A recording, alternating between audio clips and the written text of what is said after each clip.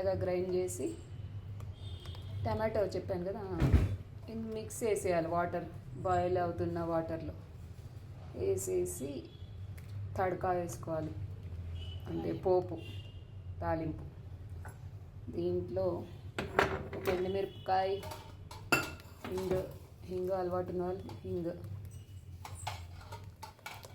మనం మెంతులు కూడా కొంచెం వేసాం ఎక్స్ట్రా.